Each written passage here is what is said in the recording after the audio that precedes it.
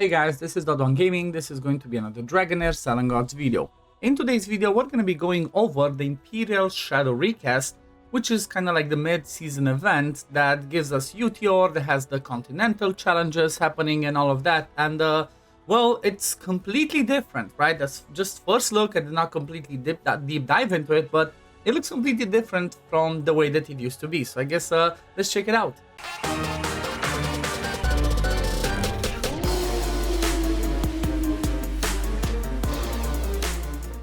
So as we can see at the first look, it's not the way it used to be, right?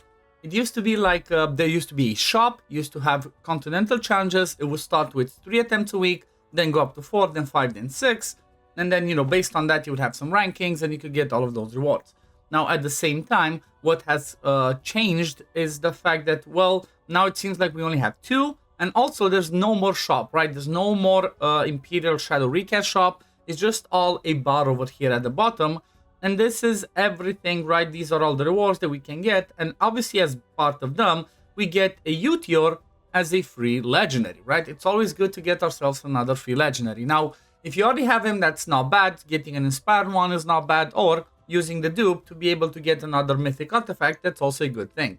Now another big thing that has changed is the fact that, well, this one doesn't happen at the same time as it used to. We used to have this, mid-season event start on week 5, so 4 weeks would pass, and then on the 5th week, this one would start. This time around, it just started after 3 weeks, right? This is completely different. If I look at my daily login, which I started on the 17th, it's day 22, and we already have this, right? So it's like 1 week earlier. Now, that makes me think at the fact that maybe the season's gonna be ending shorter, right? It might be like the season's not 3 months, but it might be like, I don't know, 12 or let me see, 4, 8, 12, maybe 12 weeks or something like that. It's definitely a different thing. But now let's have a look at exactly what they do. So let's click the info over here and go through all of it. So event rules. When the event starts, you can participate in Imperial Shadow Recast Challenge to earn Shadow Amethyst. So we still have the same currency. Accumulate Shadow Amethyst to unlock various rewards and obtain Legendary Hero UTR. Then we have Shadow Dungeon. During the event, you can challenge different dungeons to complete quests and earn Shadow Amethysts. Shadow challenges grant extra materials. Plus, please refer to the event page for bonus details. The Shadow Dungeon consists of 3 rounds, each lasting 7 days. So instead of having like 4 rounds like we used to do, now it's 3 of them. Then if we look at Continental challenges, during the event you can find various bosses in Adentia and challenge them to earn rewards based on damage you deal. The leaderboard is settled once a week based on the damage you deal, and you will receive extra rewards based on your ranking. During the event, 3 rounds of boss challenges will be available, each lasting a week.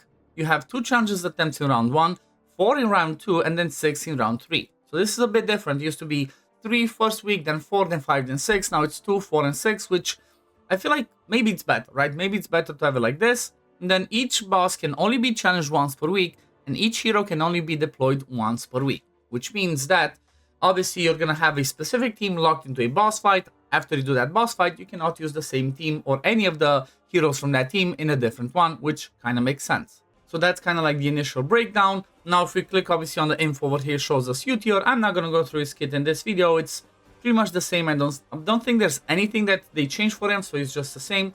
But then if we look at the rewards, first one, we get some more stamina, which, you know what, it's kind of, stamina's kind of limited this time around. So I'm not sure that's a good or a bad thing. Then we get a ton of the Agite or Agite, however you read this. This is really good because you can just get this and you can upgrade more talents. We do get some healer lights, we get some more War Marrow, we get some Master Scrolls, and then it keeps rotating. So we get what, let's see, 5, 10, 15, 20, then okay, that's about it. So we get ourselves up to 20 healer lights, which is not bad. And then once we get towards the end, we also get the Medal of Glory, which can be used in the Glory Shop. These are kind of hard to obtain unless you try and compete with some of these, with some of these speedrunning. These are kind of like limited ones, so these might be helpful. Also get some of the, some of the accessories, some of the visual stuff, which, you know what, that's pretty cool. It's pretty cool. Print of Shadow as well, so that's really fine. I'm really happy they give Affinity Solvent, so the rewards seem pretty okay. Now let's look at the Shadow Dungeon first. So Shadow Dungeon, if we click over here, it says, let's see, during event rules, clear dungeon, designated difficulty, complete quest on Shadow Amethyst. In addition, Shadow Amethyst can be obtained through Dragon Crystal exchange. So it's like, if you want to top up, you can buy the Shadow Crystal, the Dragon Crystals, and then do the exchange with an exchange limit of 50. So you can get up to 50 Shadow Amethysts only. The dungeon quests refresh weekly, and you can select 3 quests as Shadow Challenges. Upon completing the Shadow Challenges, you will receive 100% more Shadow Amethyst. After selecting your Shadow Challenge, 10 double concentrates will be, refresh daily. Use double concentrates to trigger the following effect. Clearing Shadow Dungeon grants double clearance rewards. Each trigger of double clearance rewards consume double concentrate times 1. None is consumed upon failure, and the double drop effect does not apply on the first clearance. So just clear, high stage first time, does not apply. So I guess let's test this out exactly to see exactly what it means. So I guess which one would be the one that I definitely do? So I kind of looked a little bit through these. It's like, okay, I do kill the younglings. I do the frost ones. The burn one, I don't do it because I don't remove burn as I block it. So this is not going to be a good one. Attack penalty, I barely place it, so it doesn't work. The one that's the easiest for me is going to be Grave of Wrath. Because again, Grave of Curse, I rarely dispel or block it because I have a different team.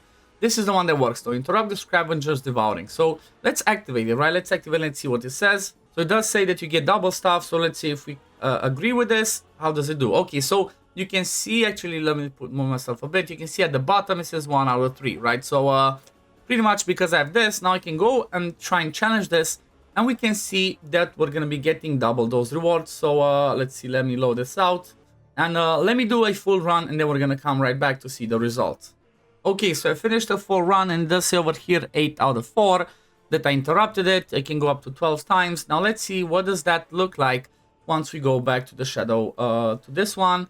So if we click it, let's see, okay, did it get ourselves 8 Shadow Amethyst. If we claim it, what does it say? Okay, can 8 again because I did up to 8. And then I can do 12 again. So if I do another 4 runs, right? Or if I interrupt another 4 times, that gives me a total of those.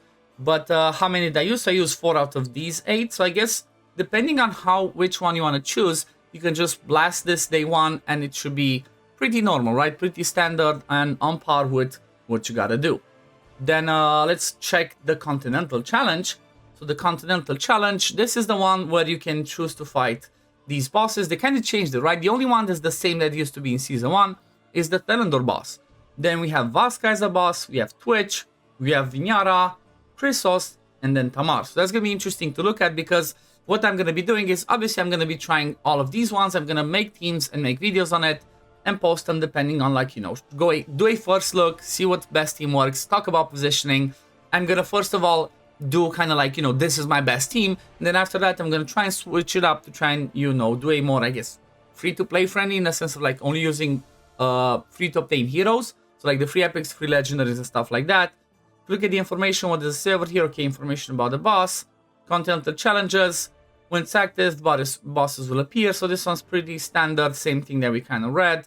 Makes sense. There's also, the damage rewards. If you look at the back, it just says what you get. So for each fight that you deal, 22 million damage at least, you get Shadow Amethyst, and you get some War Model. Do keep in mind that you can do these 2 fights once a week. So from my point of view, and this is the best advice I can give you, don't rush to do this day 1. You have 6 days and 20 hours to be able to do it, so you can get better gear, better talents, better team synergies, maybe more skill ups. So I would wait till the last day to actually do these fights, or at least, close to the last day when you can actually do some testing and some fighting. You can always fight, right? I think it's the same thing, like you can go and do a fight to test it out, but then if it doesn't, if it doesn't work properly, then you can, if it don't get enough damage, you can just get yourself, you can just back out, pretty much back out, and then you should be pretty good. So I guess let's try and test this one out. Let me see, because I don't see anything that says that we get, we do more damage with X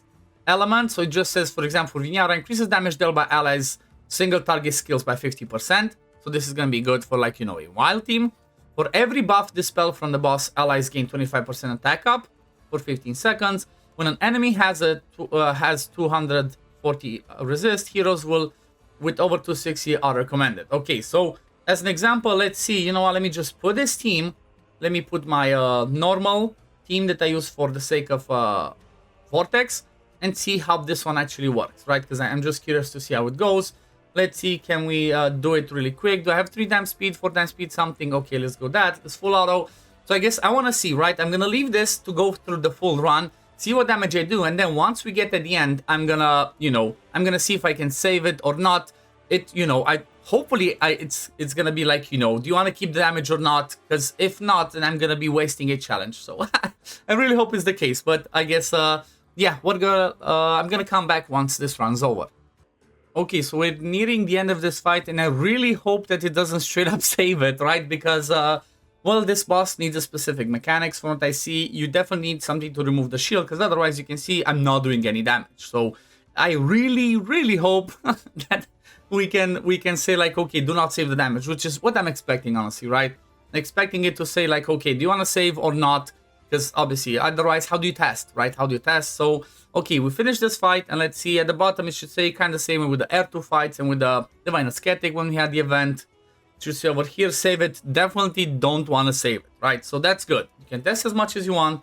If you don't want to save it, just click redeploy, and then you're good to go. So yeah, that's pretty par for the course. I guess they kind of switched it up where you don't have what's it called? Where you don't have the same thing with elements as used to be. Now they just have different things where it says, for example, Thendor, heroes summoned unit with the highest attack deal 240% more damage. So it's kind of sounds like you want to try and use Necrosis over here. Then Vaska, each time a hero's ultimate skill hits an enemy, the damage of the next ultimate will increase by 10%. So this one's just random. Then obviously you can see when the boss is under healing reduction or healing reversal debuffs, their damage dealt decreases by 30%. So it's kind of like, you know, if you want to make it do less damage, you can bring those debuffs. Then for Twitch, it's like increases heroes' AoE skill damage. So you kind of get the gist, right? Look at what would be the best for you, where you want to use like whatever elements, whatever pairing. It's just you're not locked on specific elements anymore. So that is a good thing. But I think that pretty much covers this one. It's really good. I really like it, right? This change. I really like the fact that, you know, you can just, you get them from over here. It seems like it's going to be pretty easy, honestly, to get Uteor. And then there's also a ton of other rewards afterward. Like you can get almost 3 times the points, like maximum, where you can get a ton of points. So this is a win from my point of view. But yeah, I think we're gonna leave it at this. Keep an eye out on the channel because I'm gonna start testing out some teams. I'm gonna start talking about specifically about these Continental challenges, you know, show you the teams that I will try to use, show you what I think certain teams would be best, what not, and you know, hope I can help you out with as much ideas, as many ideas as I can. But we're gonna leave it at this for now. Thank you for watching. As always, if you do enjoy my content, don't forget to like the video, subscribe to the channel to see when I upload next. Don't forget you can use code OddOne if you want to support me as a content creator. You know, over here in the binding code, just bind your invitation, go to bind creator and just write OddOne, both capital O's. That's gonna help me out. You get some free stuff. I'll get some stuff as well. Costs you nothing, and you know, why not? But yeah, thank you for watching. I'm gonna see you on the next one. Peace, love, take care, everyone. Bye, guys.